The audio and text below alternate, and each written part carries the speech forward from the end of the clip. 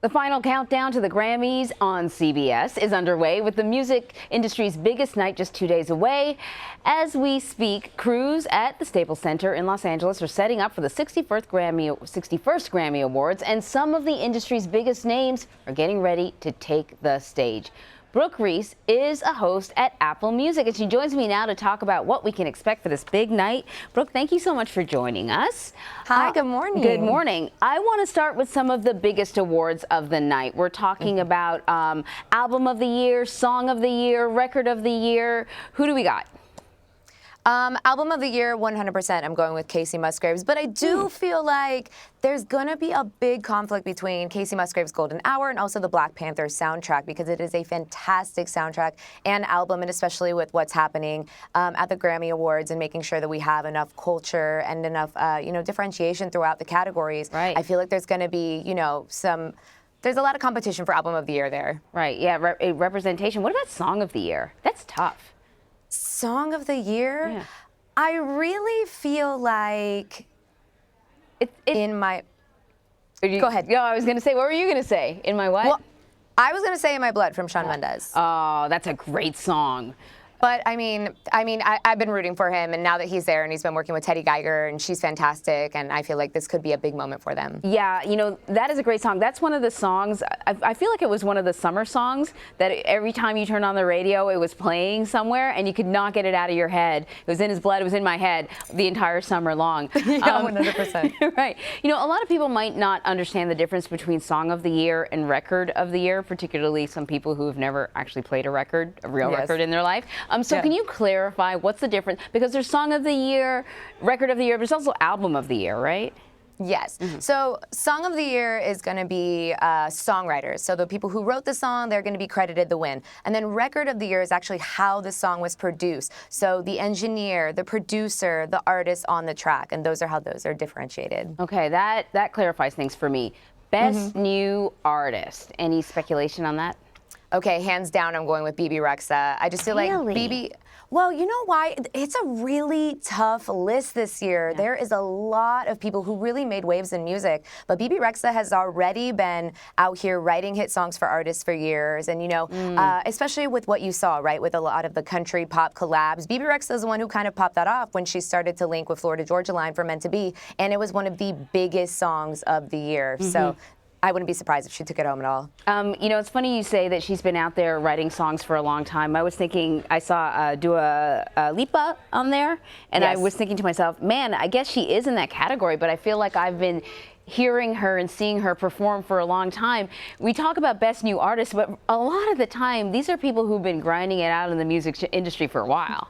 100%. Well, and you're also not eligible until you release a full album. So you can have an EP out and you could be working for years, but until you release that project, then you're eligible for Best New Artist, which is why sometimes you feel like you've heard of them for years, but their album's only been in circulation for over a year. Right. So what category are you most excited for, and who do you think will win in that category?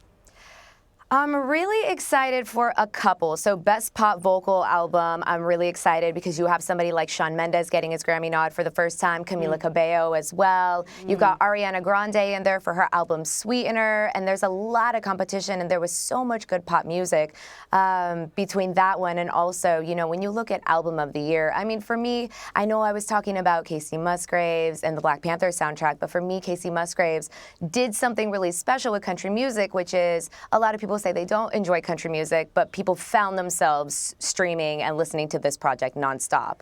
You talked about Ariana Grande. There was a little bit of sort of controversy about her. She was going to perform. She's not going to perform now, but she's going to be there. She's nominated for her album Sweetener, and her song God Is a Woman. Do you think, there's always somebody who sort of like sweeps the show. Do you think she could be kind of like the one who sweeps, or maybe not? I don't know. I don't know if she's going to be the one that sweeps, but I do know that Sweetener, for the first time, feels like a real, true Ariana Grande album. Like, we all know that she's a singer, but it felt like this album was truly her coming into her own as an artist.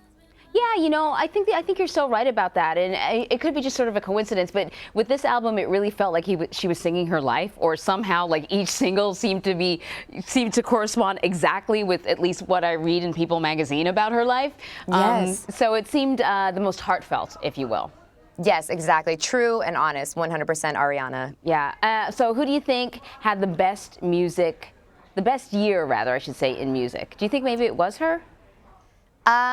I would say Ariana Grande because she's had a pretty massive year, but I also feel like we're going to see tons more of her actually this year. But for me, Cardi B, hands down. Oh, of course. Oh my gosh, I can't believe we haven't talked about her at all in this whole I know. conversation.